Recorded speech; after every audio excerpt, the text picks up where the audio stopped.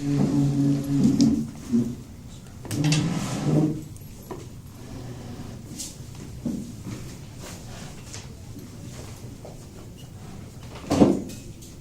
joining us now on the McCluskey Global Information Network is Brendan Digman. Brendan's a member of the U.S. Trust Investment Solutions Group, where he manages the investment solutions made available to clients in Bank of America's private banking system. Prior to his work with U.S. Trust, he most recently served within the assets management product development area. Brendan and his wife Meredith are the proud parents of 2 young boys and live in the Glen Eagles area of South Charlotte.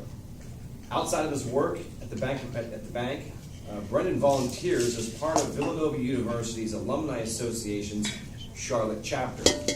Now, for those of you that are not familiar with Villanova, it's a university, and it's a Roman Catholic university institution of higher learning founded by the Order of St. Augustine all the way back in the year 1842, and is located at Villanova, PA, which is about 13 miles west of Philadelphia. Villanova provides a comprehensive education rooted in the liberal arts, a shared commitment to the Augustinian ideals of truth, unity, and love, and a community dedicated to service to others. Now, many of us in the Charlotte area might recognize Villanova for its basketball program, but know little more than that. And being familiar with Brendan from my local Toastmasters Club, I've asked him to join us today on the broadcast to learn a little bit more about Villanova, and perhaps he can explain why they haven't made it past the Sweet 16 for the past 5 years. Just kidding, I'm a Pitt Panther, so misery loves company. So welcome to the show. So Brendan, if you can please tell us a little bit more about Villanova. Sure, I'd be happy to, Tim, and thank you for having me today. I certainly appreciate the opportunity. Villanova is something that's near and dear to my heart. I have 2 degrees out of the university, a degree in economics, and I also completed my master's degree there. And when I came down south, I felt a little bit dislocated. Not a lot of people were familiar. Certainly hard to get a basketball game on the TV with all this great ACC basketball going on. So it's an opportunity for me just to tell a little bit of the story, because it is a great story to tell. A lot of people, when they think of Villanova, they think of the basketball team. Sometimes you think of Howie Long, for example, but not a lot of people are familiar with the history of Villanova, and it really comes from very humble roots. Villanova was founded, as you mentioned, by the Augustinians back in the late 1700s, early 1800s, as a way to educate many of the orphans who had come out from Ireland as part of the famine into Philadelphia, with a lot of the Irish flowing out of Ireland into Boston and Philadelphia at the time. And there was a need. So the Augustinians followed suit and began to set up services in Philadelphia, etc. And they had many orphanages.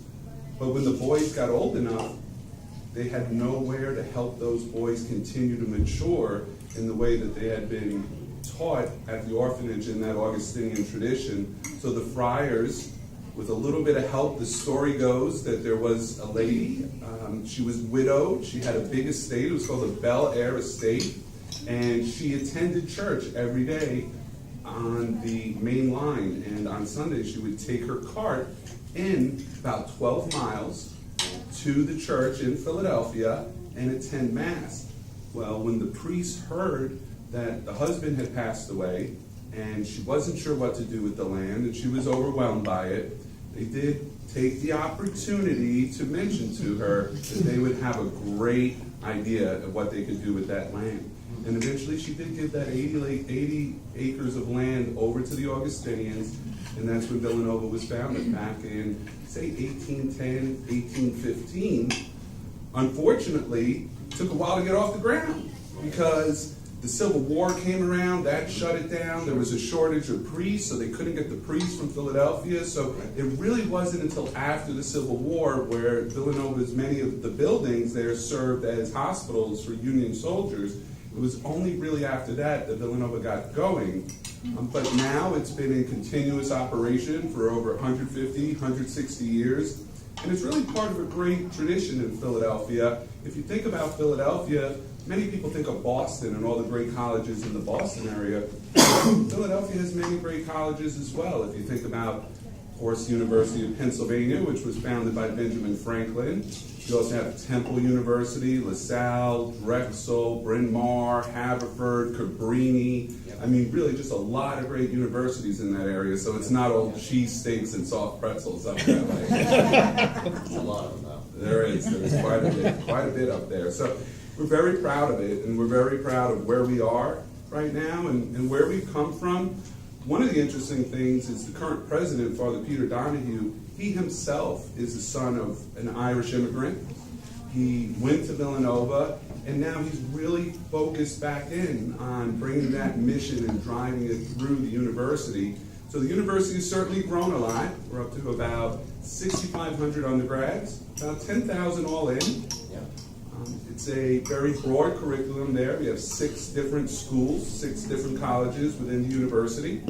And it's a university that's really grown in prestige. So we're coming up in the world. We're not quite there, but we're trying to catch up with the Boston colleges and the Georgetowns. And someday, if the Lord blesses us, maybe Notre Dame. But we're certainly focused upon that. And we are really softening the school in terms of some of the liberal arts approaches. Father Peter is actually a virtuoso of the theater. And he's looking to build a new theater there on campus. We've been buying up some of the land as it becomes available, as much as the neighbors will put up with the college kids out on the main line. Sometimes that can be a bit prickly. But we're very proud of the school. We're proud of the alumni. Outside of Raleigh Massimino and that perfect game against Georgetown that's now 30 years ago this year, time certainly flies. We have, of course, I mentioned Howie Long, people are familiar with him, but also musically. You have people such as Jim Croce, Don McLean, and many others. So there's many Villanovans out there making an impact. And they make an impact not only through the grades and all the great students. Last year we had 15,000 applications for about 1,600 slots.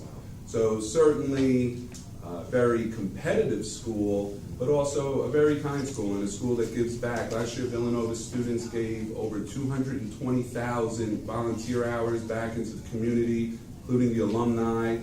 It's one of the most involved schools in Habitat for Humanity. Many of us